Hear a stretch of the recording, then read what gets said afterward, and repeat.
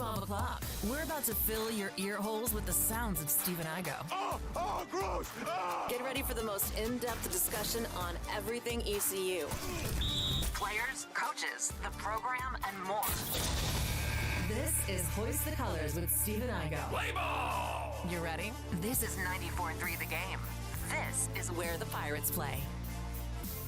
Welcome in. It is Hoist the Colors on a Tuesday, May 13th edition of the show. No Pirate baseball today. That game has been canceled, obviously due to the consistent rain in the Greenville area.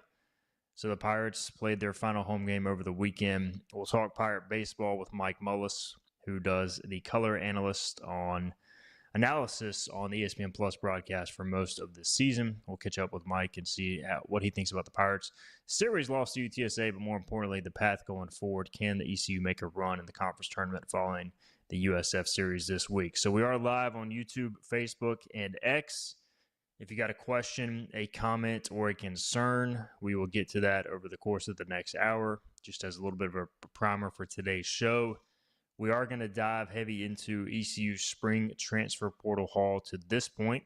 I think it's been a very well done challenge by Blake Harrell in terms of retaining talent and also adding to his roster. We'll get into that here shortly.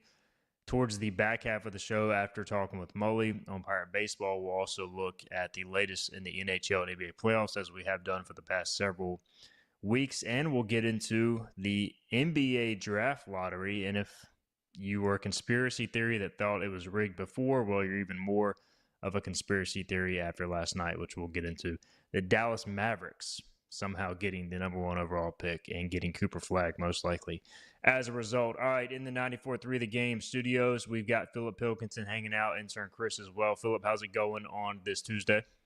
Good. I so far have made no errors today, so we're feeling good. It's early. We got 58 minutes of content left, so we can still screw this up, but we'll try not to. We can. At least got the first batter out without an error. Exactly. So off to a good start. On this Tuesday. And let's open it by talking some football, man. I mean, look, this is an ECU show, and with no baseball going on, there really isn't that much to talk about. So I will say our plan is to keep this show going through June before our summer hiatus, most likely in July. And obviously with ECU, barring some sort of conference tournament miracle, will not be in a postseason. We're going to have to find other things to talk about. So to do that, we're going to dive into the state of the football roster, the state of the basketball roster. Once the baseball season ends, we'll dive into the state of the baseball roster. That means a lot of recruiting talk, a lot of roster breakdowns, in-depth discussions. You guys in the comments section are more than welcome to weigh in with your takes, and we'll always share those as we often do. But today, we wanted to really focus on what ECU has done in the spring transfer portal in particular. And I think this is, to be honest, in the past with the spring transfer portal period, it's almost like you're just adding, you're filling out your roster with some guys who are, bottom tier depth, I would say.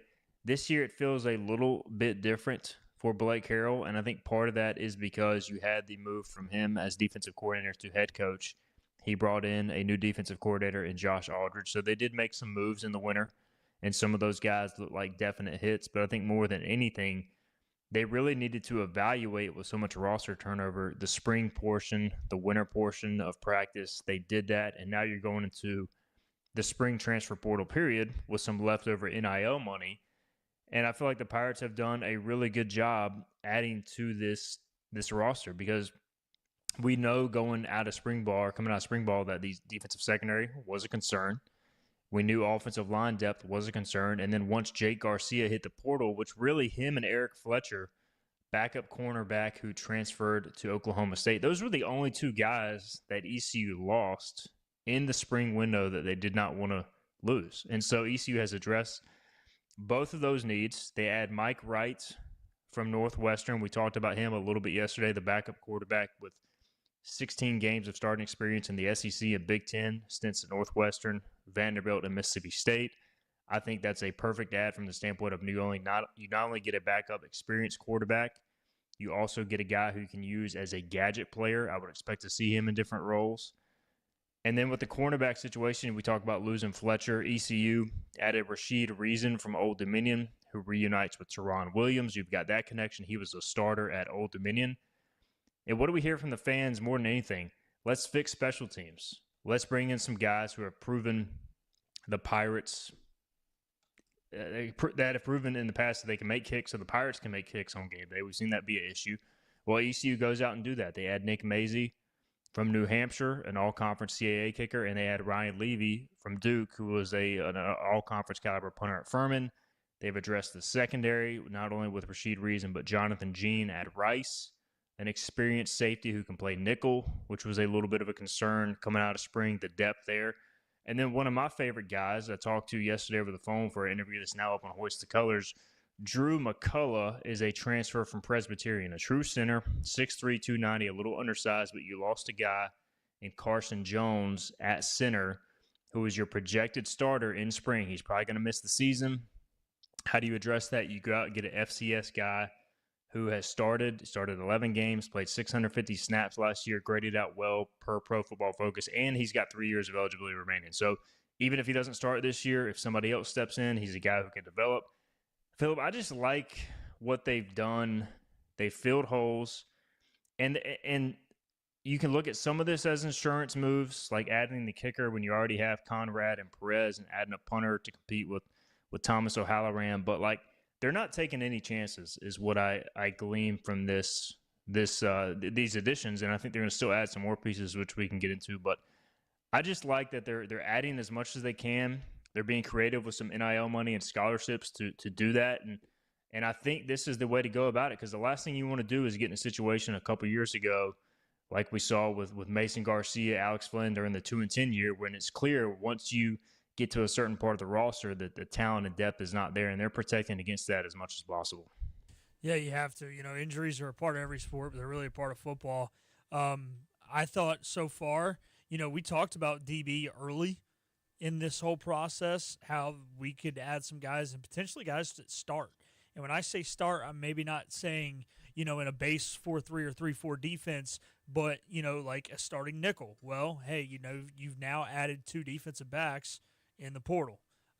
Offensive line, look, most teams, whether it be college or pro, you do not start the same 5 offensive linemen all season. Part of that's due to injury. Part of that's due to you just kind of have to move pieces around until you see what works. Every guy that you feel like you can put in there gives you that.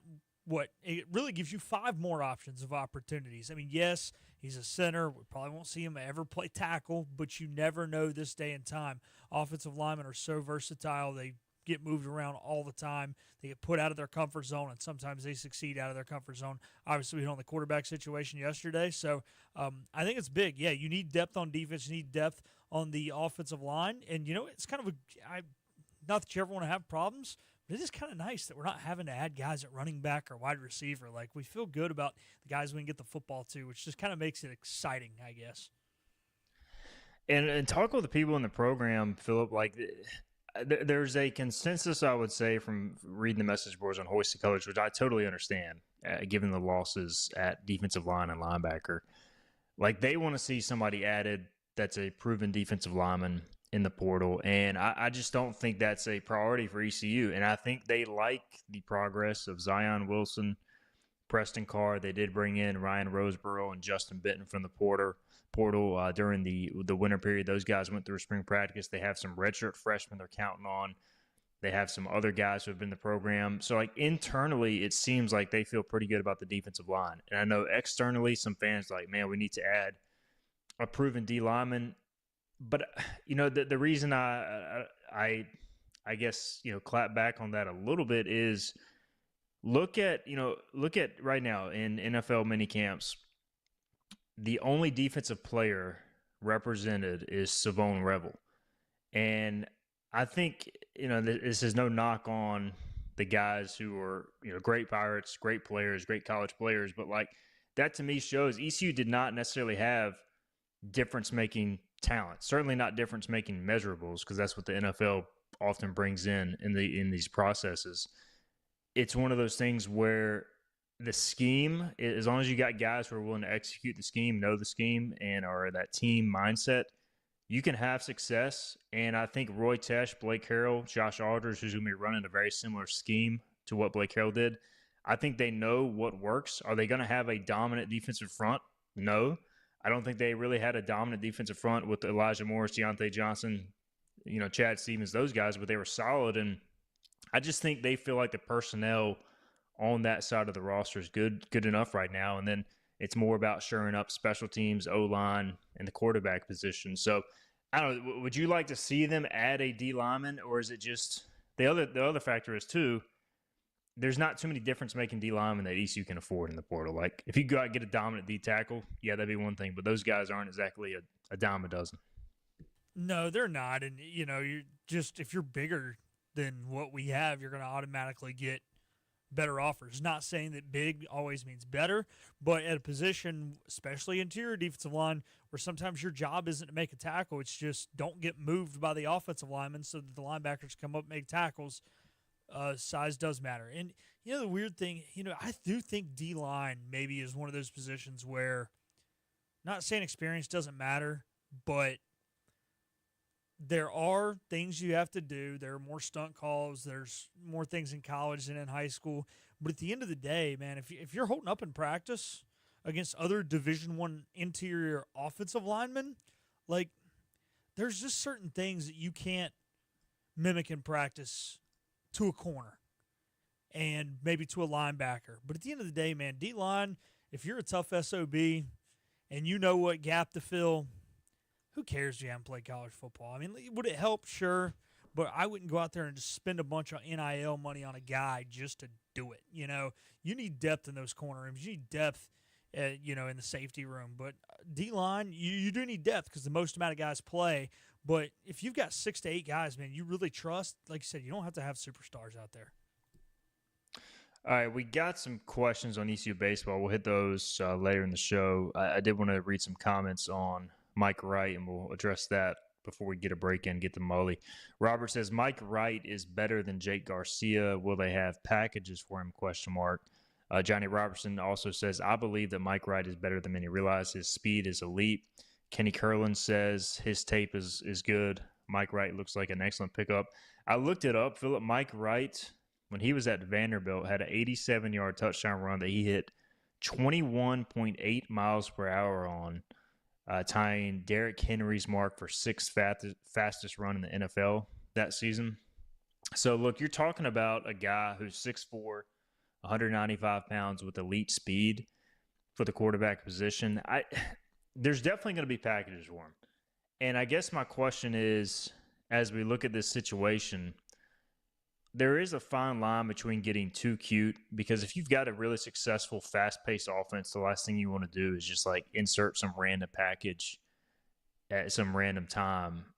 For me, this is more of a, if your offense stalls out one game, you go to this package, or it's a red zone package. Because I think the one area ECU struggled in, particularly early last season with this offense, is once you get inside the 20s, their vertical passing game obviously is no longer a threat. Things tighten up.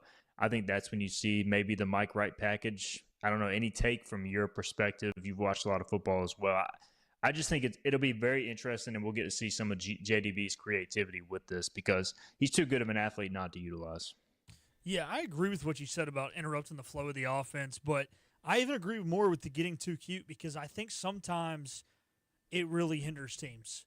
There's nothing wrong with having it. There's nothing wrong with utilizing it, but sometimes maybe when things are going good, you get a little cute with it.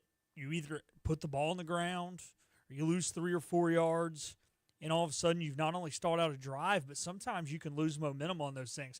And a lot of times when you do have these quarterback situations, these special packages, there's a lot of things going on behind the line of scrimmage. Yes, there's a lot of opportunities to get yards, but it seems like there's always a lot of opportunities to lose yards. Unfortunately, we saw it on Saturday, I don't remember what day it was, with the Arlington Renegades. They like to have their Holton Ahlers package. Unfortunately, all they let Holton do is hand the ball off, but they try and hand it off on a reverse. Some guy blows it up, and they lose 4 yards. So you can't have those drive-killing, momentum-killing plays. So, like you said, it's not only about having it, but it's about when to use it.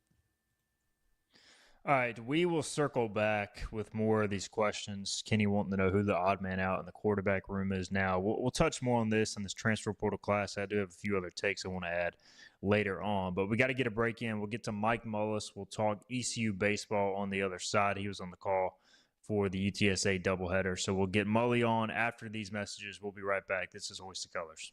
The team of Flatlands Jessup is working overtime to help ensure that Eastern North Carolinians like you get the health insurance help you need this open enrollment period.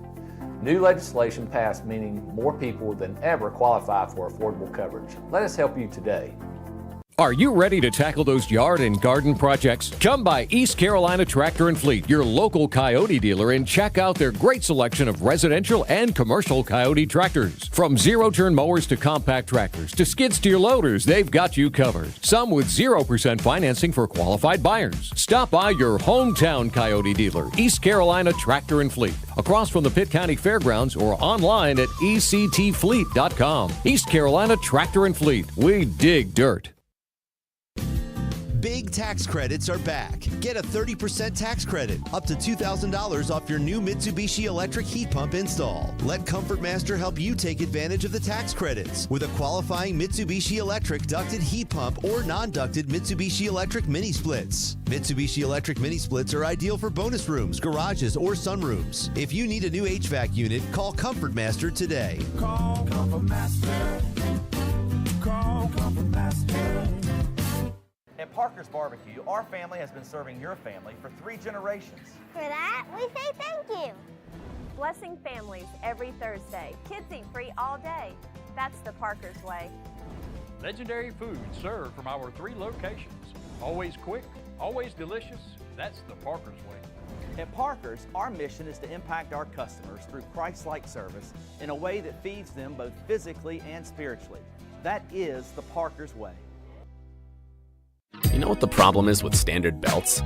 Usually you have to choose between too tight or the opposite, too loose. But with Anson Belt and Buckle, you don't have to choose. We got rid of the holes and instead have a track system designed for micro adjustability. That way you can enjoy a perfect fit every time. Anson Belt and Buckle. Find your perfect fit today.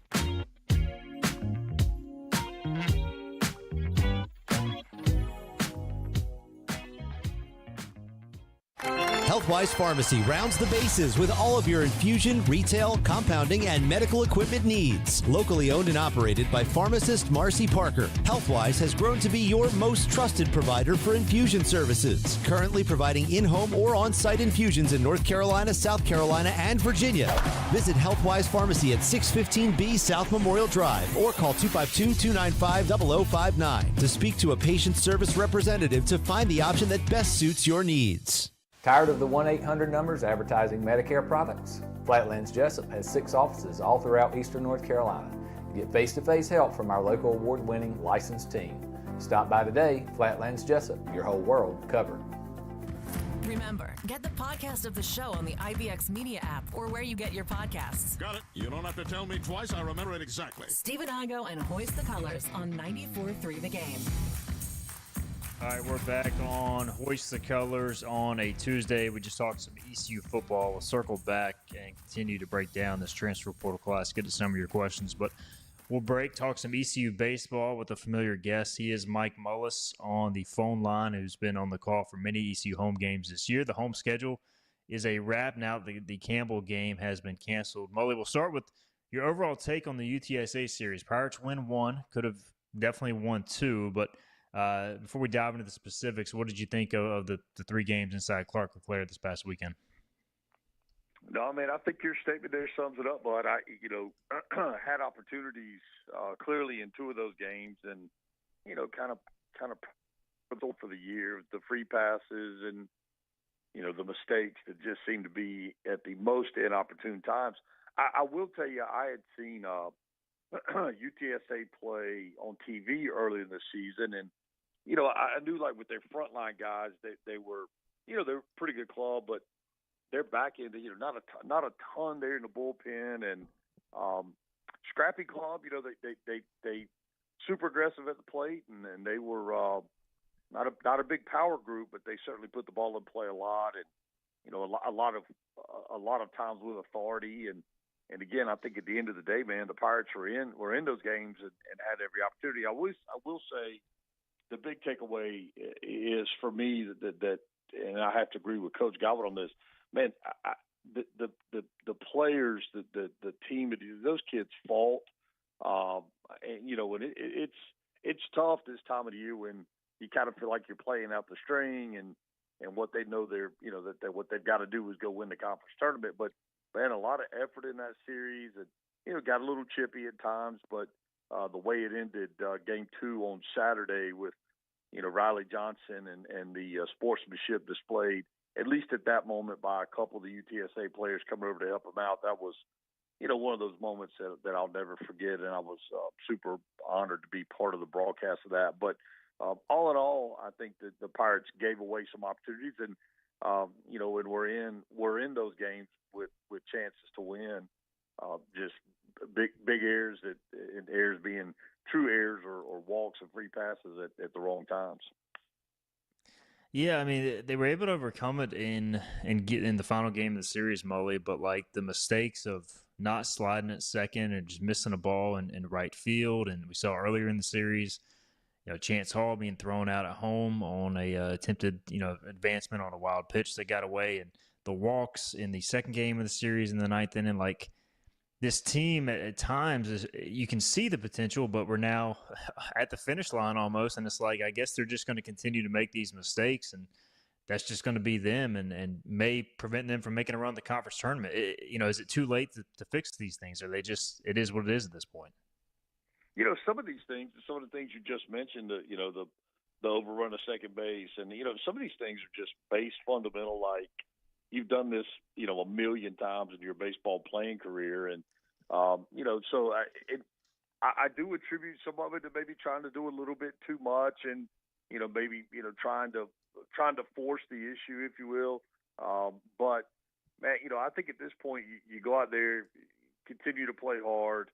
And again, whatever happens. I mean, part of me, and I know Cliff Guy would not want to hear this, and nor would anybody on staff, but part of me feels like this season has taken such a toll mentally, and obviously the physical, the actual tangible injuries, that it's kind of like, man, let's just get to the finish line. If they're fortunate enough to make a great showing and win the conference tournament, then so be it. If not, let's kind of regroup and kind of figure out, where the program goes from here. I do think that there's going to be a ton of changes. I think you're looking at potentially another turnover of, and I'm just guessing. I've not been told anything, but I'm guessing you could see easily 20 new Pirates next year is kind of my guess, between obviously incoming recruited freshmen and then older guys, either be it JUCO or portal players. And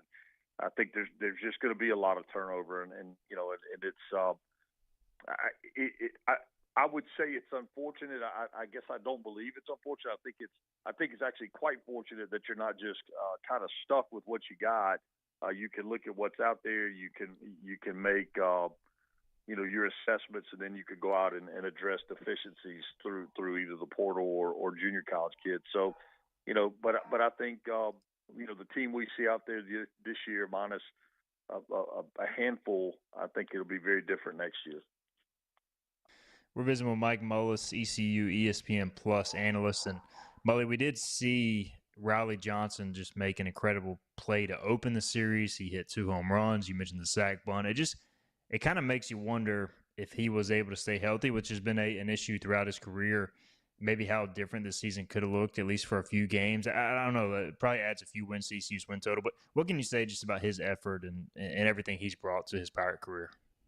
I honestly, when I was doing primarily the second game on Saturday, what might be lost on folks is, he only missed the cycle by a double on game 1, and then the grand slam in game 2, and then the most Riley Johnson thing ever, the big sac bunt, and busting it down the line when, man, he didn't have any legs underneath him. And, his previous at bat, he gets to third base and he's down there cramping up, and so he had given all he could. But in that game, man, I kind of felt like I had gotten Riley Johnson heavy, because I do have and I'll be the first to tell you, I've probably said 5 words to Riley Johnson in his career at East Carolina, and it's just that our paths haven't necessarily crossed much, and that's so everything I say is what I observe as a fan of the game, as a coach, as a former player, and watching a guy that truly has given it all in his time at East Carolina, and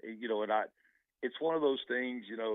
I don't know if years from now, where Riley Johnson will be in our memory. I mean, obviously, when you go, man, you remember that play, you remember this situation, then obviously, specifically, there'll certainly be moments that all Pirate baseball fans will recall. But it'll be interesting. I don't know if the resume's there for such an honor as the ECU Hall of Fame, but it's almost, man, if there was a Hall of Fame allowance for a player at East Carolina or any other college that just gave everything they possibly could to the program, he would be in it and be a first ballot. But he, if you play the if game, going back to your statement about Riley Johnson, and if you don't have the transfers, and if these things are, it's a very different looking deal. I mean, we're probably talking about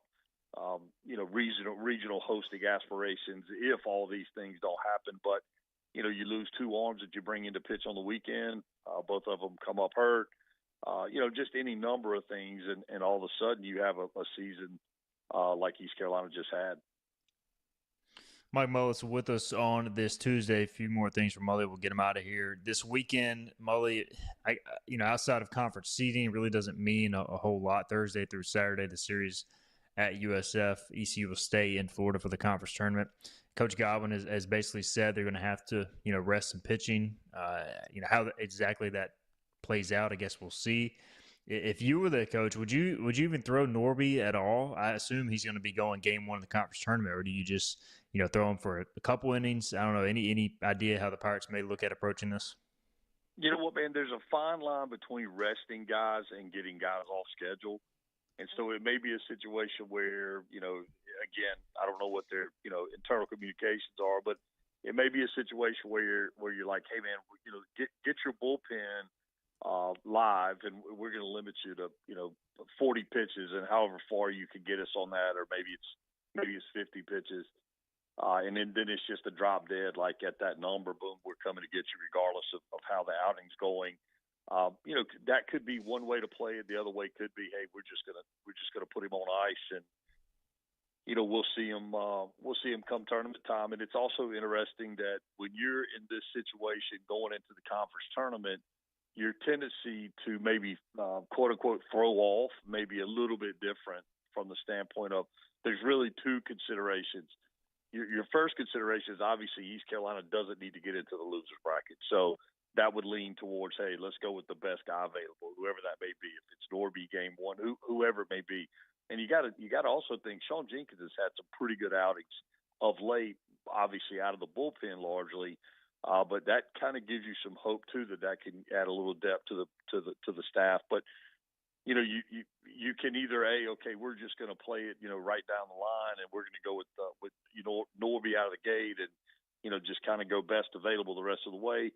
Or you go, listen, if we could cobble it together, win game 1, now that puts us in the to where staying out of the loser's bracket in the second round is a really big deal, and it gives you the opportunity to now really start to think, okay, we might be able to get to the championship game, and they're going to need to get to the championship game, obviously in the easiest path possible, just due to the depth of the staff. So, kind of non-answers, but 2 different scenarios, 2 different ways they could kind of manage that thing is either, hey, we're just going to hold serve and go with our guys in order, or, hey, we're going to try to steal that first one, and then that sets us up because, I mean, at the end of the day, they have to win the conference tournament to advance either way. So you're going to have – at some point, Coach Godwin's going to have to take a risk.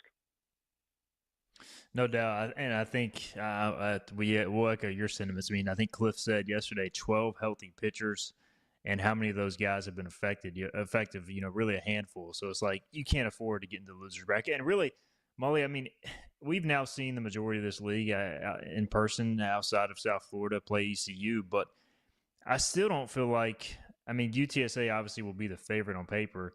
History says typically take the field. When ECU's dominated this league, they have a tough time winning in Clearwater. So I don't know. The conference tournament isn't unwinnable. I guess it's just going to come down to who can go on a clean path to it, because I just feel like nobody in this league really has great pitching depth. And that's kind of how I see it going into next week. Would you agree with that? Oh, man, 100%. And I think everybody's gettable.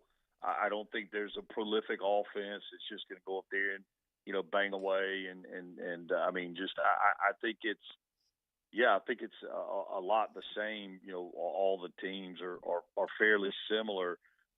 And yeah, I do truly believe that the Pirates could get hot and win it. It's all going to come down to, again, managing that pitching. And then, everybody that goes out is going to probably have to just about have a career outing outside of a handful. So, I mean, you roll into that thing feeling really good, I would guess, about Norby, Pruitt, again, Sean Jenkins, Young, and then it's kind of everybody else, unless I'm, forgetting somebody. He is Mike Mullis. Mully, we appreciate the insight all season long. We'll get you back on at some point next week during the conference tournament, but thanks as always, man. Yeah, man, no problem. I'll talk to you guys soon. Absolutely. Mike Mullis, ECU, ESPN Plus analyst, one of the best baseball guys in the business. All right, we'll get a break in. We'll come back. We'll answer some more questions in our live chat. Continue to drop those. We'll circle back to some ECU football transfer portal recruiting. We got some baseball comments as well we'll address. And then the second half of the show, we'll get into the NBA draft lottery, NHL playoffs. Canes now up 3-1, as well as the NBA playoffs. This is Hoist the Colors on a Tuesday.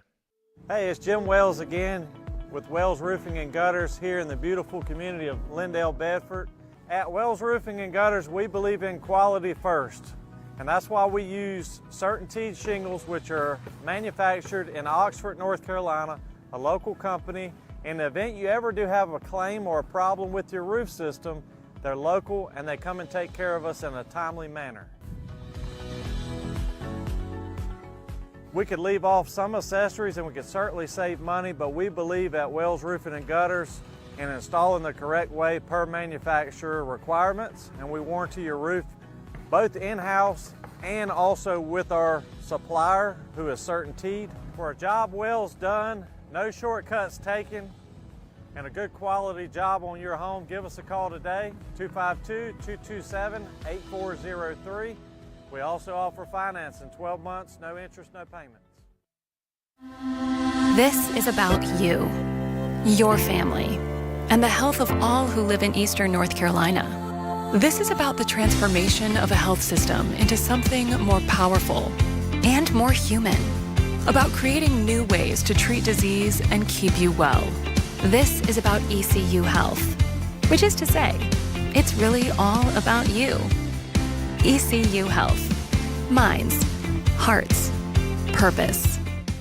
You have a choice when you invest in insurance, and when you choose First State Insurance Advisors, you're working with people you can trust. Clark Stallings has deep ties in the community. His team, including Keaton Smith, Regina Asby, Phil Leyva, Max Joyner Jr., Max Joyner III, and Ginger Smith, provides knowledgeable and professional advice. First State Insurance Advisors is an independent insurance agency. They offer all types of personal insurance as well as various types for business. Call or email First State Insurance Advisors today. We want to be your trusted choice agency.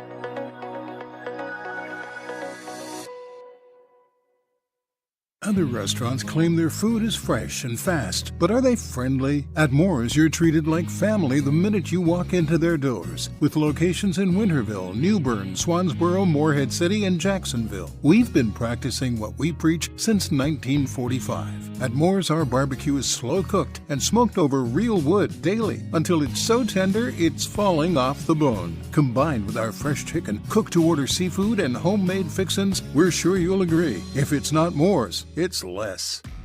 Oh, hey, welcome back. You got here just in time. This is Hoist the Colors on 94.3 The Game. All right, welcome back in. Hoist the Colors on a Tuesday, May 13th edition of the show.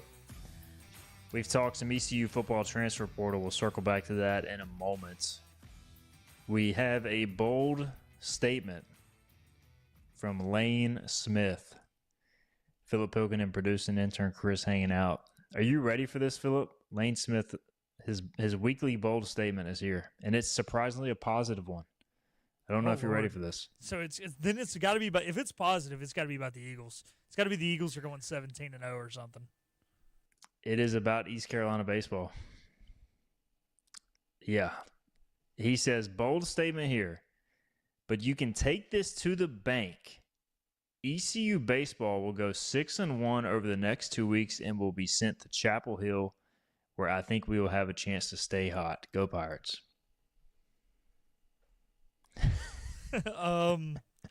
I have a lot of things I want to say about that, and I'm trying to word them correctly where I don't get in trouble. You don't want to lose your job, Bill. Yeah. Like, what are you indulging in? Is that a good way to put it? And I can't get in trouble. I think that's fair. Yeah. What are you indulging in on weekends, Lane? Lane Smith is having some fun, and he's back in. He's back drinking the Kool-Aid. I think at least 20 times this year he has commented saying this season's over. And now he's all in 6-1. So does that mean the Pirates lose one game in Tampa? Because I just can't see them coming back from any loss in Clearwater. They're going to have to go 4-0, win the conference tournament. We just talked about with Mullis, like, is it possible? Absolutely. Is it likely, given the inconsistency? No. Would it shock me? And I guess in theory, like going to Chapel Hill as a 3 seed makes some sense. But I don't know, man. I have to see it to believe it with this team. I have no vibes from this team right now. I think the only way you're losing one in Clearwater and winning it is if you lose the early game on a Saturday, the team you're playing in your fourth game becomes their fifth, they're exhausted, and then the team you play on Sunday lost early in the week and somehow clawed back and has also already played 5 games. So you're on game – when you're on game 3, your opponent's on – or game 4 or whatever the math would be. Yeah, when you're on 4, they're on 5, and when you're on 5, they're on 6. I think you'd have to be one game ahead or one game behind, I guess, of everybody. Yeah, these double elimination tournaments, there's a lot to digest. Unlike the softball tournament, which is just single elimination, but that's a whole other story. Softball be double elimination where you can actually like pitch back-to-back days? Like, I feel like I blinked and that tournament was over. Yep, it's over quickly. And the top 2 teams, which I'm all for awarding teams that finish at the top, they get a double bye to the conference tournament semifinals. No, and you got baseball, you have triple bye. Because you had the 7-10, 8-9 round. Then you had round where, so we were the 6, so we inherited the 10, and then we had the round where we played the 3, and then we played the 2. It makes no sense because softball, you could, not that you want to do it, but you can throw the same pitcher several times in the span of a tournament. All right, Lane Smith says, they will lose Saturday at USF for winning the tournament. So, all right, Lane is in. He's taking the Pirates to win the conference tournament. All right, we'll see what happens, what transpires there. Kenny Curlin's had a question. He said, who will be the odd man out at quarterback now with the addition of Mike Wright? Well, the odd man out was Jake Garcia, technically speaking, and then the odd man out beyond that was John David Black. He entered the transfer portal at the conclusion of spring practice. Now, the odd man out as far as playing time would be Raheem Jeter. He was slated to be the backup. And then you've got 2 true freshmen in Chaston Ditta and Cole Hodge. So you have 5 scholarship quarterbacks now with the addition of Mike Wright, which is typically what most teams carry, at least 4, if not 5. 2 of those are true freshmen. You never want to rely on a true freshman to run your offense, no matter how good he is. It's just a lot for a college quarterback to do. So, I mean, as far as the odd man out, I hate to put it like this, but this is just the reality. It tells me that right now ECU does not trust Raheem Jeter to go in and be the guy. I think if they had absolute trust in him, they would not have brought in Mike Wright. I mean, that's how I evaluate it. That's not a coach telling me that. And that's also going off what I've seen in practice, Philip. I think it was necessary to add a backup, which is why ECU probably spent a decent amount of funds on this insurance policy as well. Yeah, I think so. I think it was kind of a dual thing. What you brought up is true, 100%. I also think you do not want to be one play away from having your true freshman as your backup. Because then, say you don't add Wright and Caton gets hurt. So Jeter's starting. Jeter's helmet comes off. Not even he gets hurt. His helmet comes off. Cole Hodge or Chasten Ditta is not only in the game, but they're in a game, which means you only get 4 of those before you burn a red shirt. So what are the odds that 5 times throughout the year Raheem Jeter's helmet pops off? Or it happens 3 times, but then you're up big in a game, and now you can't go put Chasten Ditta or Cole Hodge in because you're worried about, oh, man, even though we could get him a quarter right here, is this quarter worth burning his red shirt? So now you want to have 3 guys who can legit get in the game. And I'm not saying those guys can't get in, but ideally you redshirt them both. They're both young. Cole, luckily, he's a year older, but he counts as a true freshman. He can still get that redshirt year. Obviously, he had a medical – well, I don't think it counted as a medical redshirt last year. It was just a late enrollment due to his injury. So I think that's part of it too. I think you wanted to add – so even if you added someone on the depth chart below Raheem Jeter, I think there was going to be an added player on the depth chart who you weren't worried about how many years or how many games he appeared in. But I do agree with you. I think this puts Raheem as the odd man out and that Wright is the number 2. All right, and just to kind of conclude our transfer portal discussion, because we'd have to get to some other items, ECU, as we mentioned earlier, has brought in 6 transfers this spring that we know about.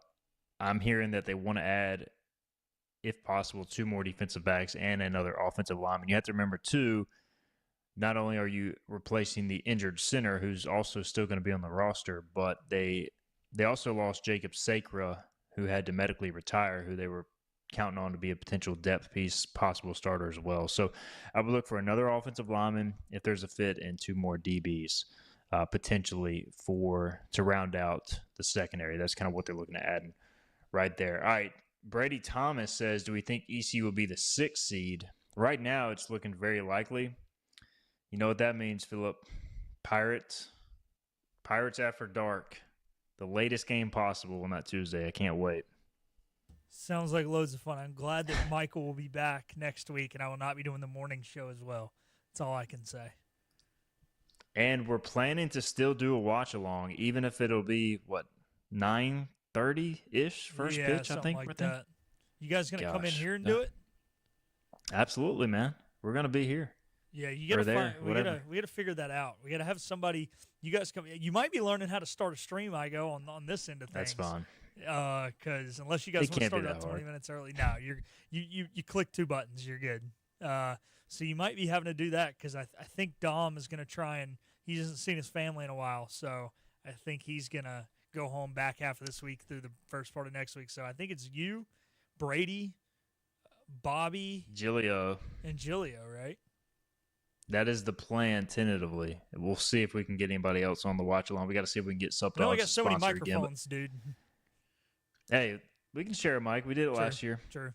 Nobody wants to hear me during the game, so we'll make it work.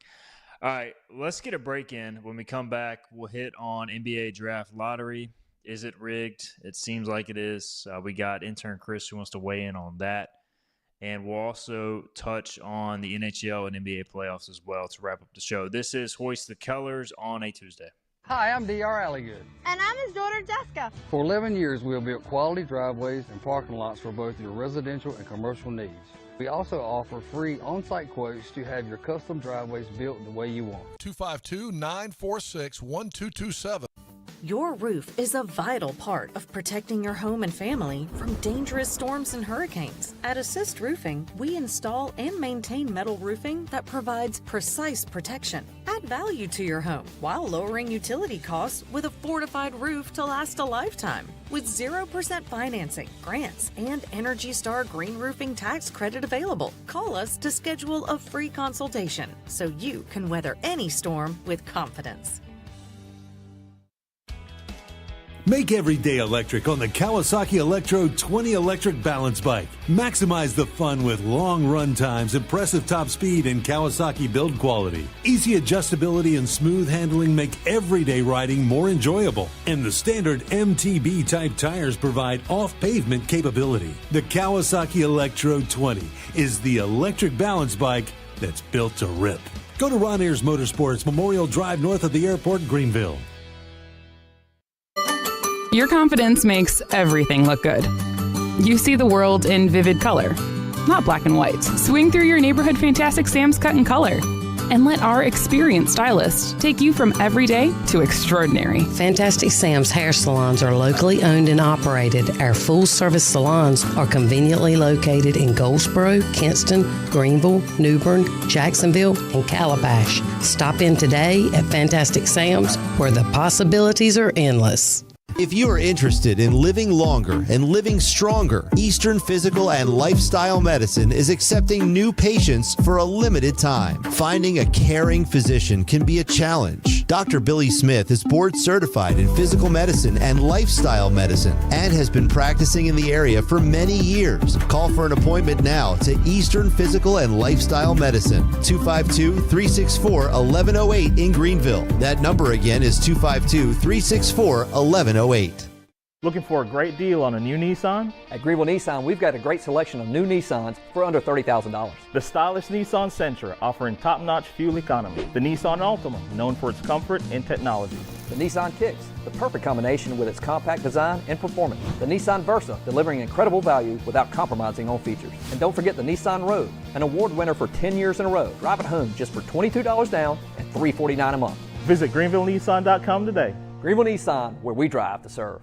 Hi, I'm D.R. Alligood. And I'm his daughter, Jessica. For 11 years, we have built quality driveways and parking lots for both your residential and commercial needs.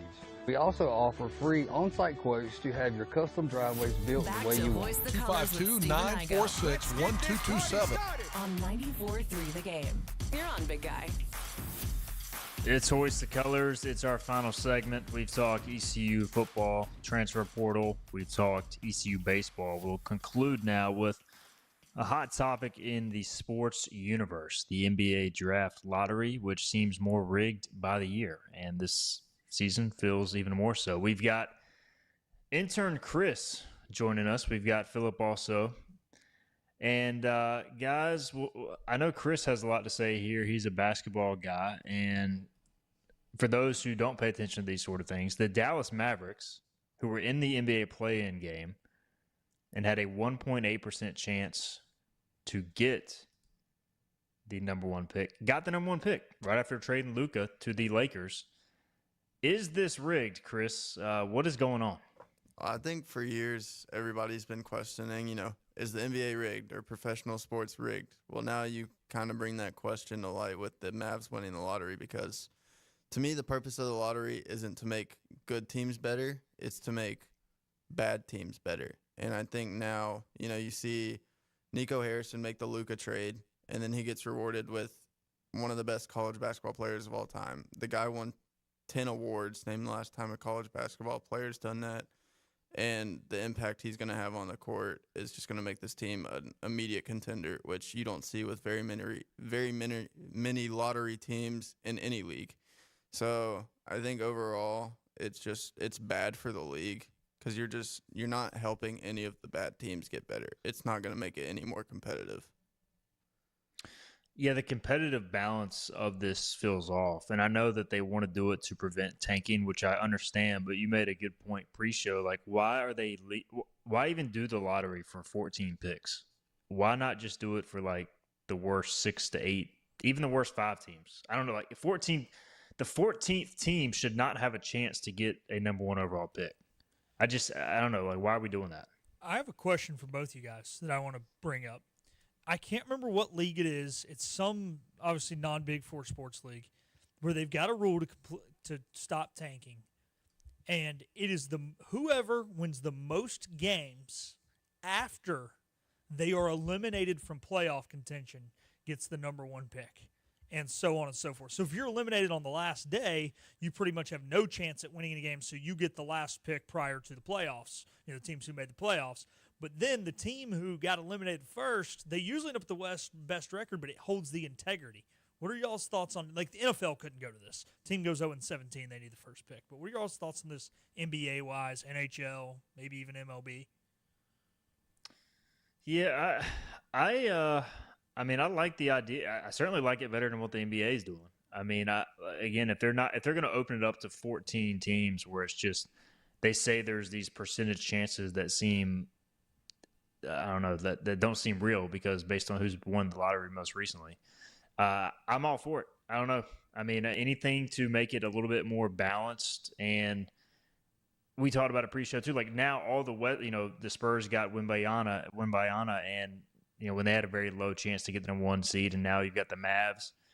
All these Western Conference teams keep loading up, whereas the Eastern Conference, the Sixers, the Hornets, close to home, obviously, the Wizards keep getting screwed, and here we are. So I don't know, Chris. What do you think about that possibility? I don't hate it because, I mean, it gives you an incentive to win more games instead of just, tanking once you're done with the playoffs. Because, I mean, already, your worst teams are only having like a 14% chance to get the number one pick already, which doesn't really make much sense to me anyways. So I don't hate that idea. I think it provides more incentive to win more games instead of just, losing on purpose. So, Philip, let me ask you this. Since you are a Cooper Flag stan as a Duke guy, are you happy that he gets to go to the Mavericks, which is, look, he's going to step into a pretty good situation right away, or would you rather him go to like a team where he has to kind of build from the ground up like the Hornets or the Wizards? I mean, for the integrity of the league and integrity of the game, I want him going to, Utah, Charlotte, or Washington. From the aspect of how many guys have gone to really bad teams and been wasted away as stars. Doesn't maybe happen quite as much at the NBA levels as it does, say, the NFL level with like quarterbacks. But, hey, man, it's cool. Look, you fill in Luka's shoes. That's where Luka was. Now you can go be the big guy that can also handle the ball and play with Derek Lively, play with Kyrie, got Anthony Davis. Like, I'm excited. Like, the Cooper Flag backing part, yes, but the integrity of the league is what's important. A good product, for 82 games across all 30 teams is what's important. And to your guys' point, this is not what is best for the league. Yeah, the Hornets end up with the 4th pick, and we were also talking last week, Chris, like, look, I've gotten more into the NBA now this year, but like prior, I've tried to get into the Hornets. They're just so bad. It's like impossible. And I just feel like people around here don't care about the NBA because the Hornets have been so bad. And part of it is, yes, they have made their own errors in the draft, but they have also been hurt by the process. So, like, wouldn't it grow the game more if we had that balance? If Cooper Flag, if the Hornets had the number one pick right now, I feel like people would be losing their mind. Instead, we're all just now wondering like who they're going to miss on next with this number 4 overall pick. I'd love to see like Cooper Flag and LaMelo play together because realistically, we're looking at it. Cooper Flag's the biggest prospect since LeBron James. I mean, you can say what you want to, but the impact he had on the court last year would be the same that LeBron James would have had on the court in college. So I think the Hornets need him more than anybody because they don't have a true scorer on their team outside of LaMelo. And that 1-2 punch of LaMelo and Cooper Flag would just be insane. Speaking of former Duke guys, is Zion, is he officially a bust at this point, Philip? Yeah, I mean, I think he's on his way to becoming one, right? I mean, like, he's got plenty of time to turn it around. He's still young. He's only in his mid-20s. But I think if his career stays at the trajectory that it's currently at, then yes. What about you, Chris? What do you think? I mean, I called it when he entered the league. I was like, if he doesn't cut weight, he's not going to be the guy everybody thinks he's going to be. He got injured pretty early in his career at Duke, and I think overall his impact on the court hasn't been enough for him to not be a bust because he plays, barely even half a season. And the Hornets have given them, or the Pelicans have given him incentive to cut weight. They've told him, we're going to cut you from the team. They still haven't done it. And the fact is, he's been lazy. He's not cutting weight, and it's the same result year over year over year. He's just getting injured. So I think at this point you can officially declare him a bust. All right, so we got about a minute left. I know there's some Caniacs that are listening. Philip, I'll let you weigh in on this. They go up 3-1 in the series, beat the Caps 5-2. So this series heavily bleeding the Canes, obviously. Tough to see them blowing this. So it's starting to look more and more like it could be the Canes' year. Just your thoughts on Carolina, the way they're playing right now. I thought it was big. You build off a 4-0 victory. Blowouts happen, right? And so many times when a very good team like the Washington Capitals gets blown out, they come back and they respond. And it's kind of ugly the other way. And then you're sitting there scratching your head on how to feel about the rest of the series. We talked about it. It's how we feel about this Nuggets-Thunder series. But the Canes kind of put all the doubters to bed last night, I think. Obviously, you can't blow a 3-1 lead. It's happened before in many sports. But they're looking like the better team in this series. They're finally physical in the playoffs. We've seen physicality from them this year when Brendan Moore first took over. That was always their issue. But they finally got the talent and the physicality to be a playoff team. All right, fellas, we are out of time. Intern Chris, appreciate you hopping on and providing some insight. We'll continue to mix you in, man, with some college baseball coming up, especially with conference tournaments starting next week. We'll get you on the show a few times. And Philip, thanks as always. Tomorrow, we'll dive more into the playoffs in depth as, no ECU baseball midweek game. We'll try and talk some basketball, transfer portal as well. As ECU still has a scholarship open, we'll maybe look at some potential options they can use to fill out that final scholarship for next year's team. We got to get out of here. We'll be with you 12 noon on Wednesday on Hoist the Colors. We'll see you then. This has been Hoist the Colors with your host, Stephen Igo. Tune in weekdays at noon for all things ECU sports. Get a recap of the show at 943thegame.com, on Twitter, Facebook, or anywhere you get your podcasts. We're back tomorrow with more of Hoist the Colors on 94.3 The Game.